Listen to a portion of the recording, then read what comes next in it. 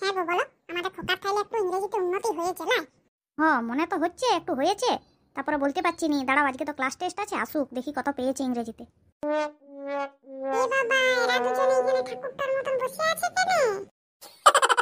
যে শুনেছি আজকে আমার ক্লাস টেস্ট আছে, ওইটিতে কত নাম্বার পেয়েছি সেটি শোনার জন্য হ্যাঁ করে বসে আছে। ভাবলাম ছোট ছোট যে ঘর ঢুকে যাবো আর বেরোবোই নেই, এদিকে বলবোই নেই কত নাম্বার পেয়েছি, কিন্তু এরা তো ছাড়বার মানুষ নয়।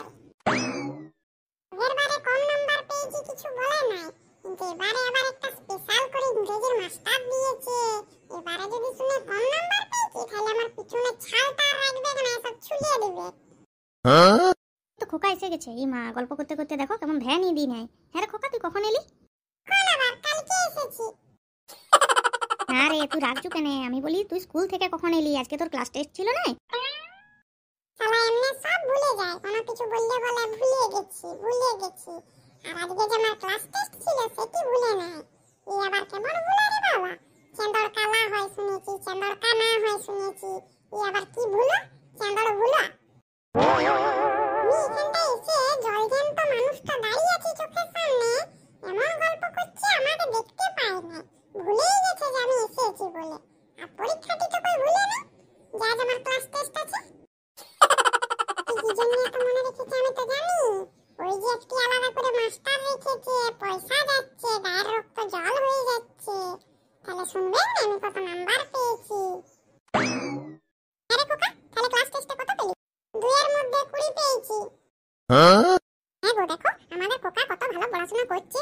2 এর পরীক্ষা, তার মধ্যে 20 পেয়েছে, মানে আরো বেশি ভালো লিখেছে। তাই মাস্টার এক্সট্রা করে নাম্বার দিয়ে দিয়েছে গো। আজব বোকা মেয়াকে আমি বিয়া করেছি। হ্যাঁ গো, 2 এর মধ্যে কেউ 20 পায়? ও 20 এর মধ্যে 2 পেয়েছে। শালা কেসটা তো ধরে নিয়েছে। মাকে বোঝানো সহজ ছিল, মাকে আমি ঠিক ম্যানেজ করে নিতাম। এই বাপটা ঘরে থেকে হয়েছে যত জ্বালা, বাপটা তো কেসটা ধরে নিয়েছে। তোর পিছনে আলাদা করে মাস্টার দিয়াটাই আমার ভুল হয়েছে।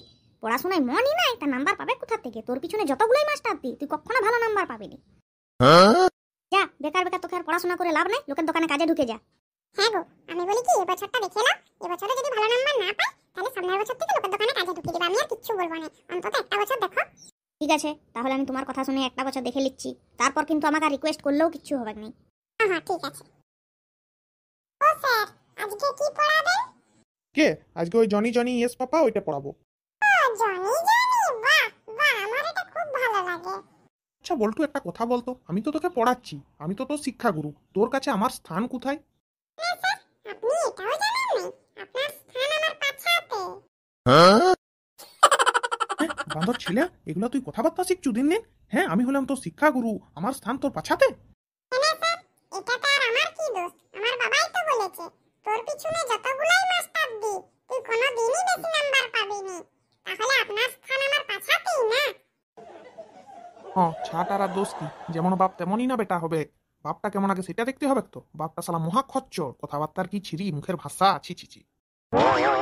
আচ্ছা ঠিক আছে, লে যা বটে বটে বল। Johnny Johnny yes papa. Johnny Johnny হ্যাঁ বাবা। না না, হচ্ছে নেই, বলো Johnny Johnny yes papa. Johnny Johnny হ্যাঁ বাবা। হ্যাঁ মাস্টার, এগুলো আবার আপনি কি পড়াচ্ছেন?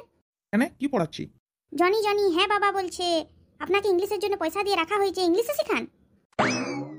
শুনুন, আপনার ওই 55 টাকা বেতনে জনি জনি ইয়েস পাপ্পা হবে নাই, হ্যাঁ বাবাই হবে, বুঝলেন?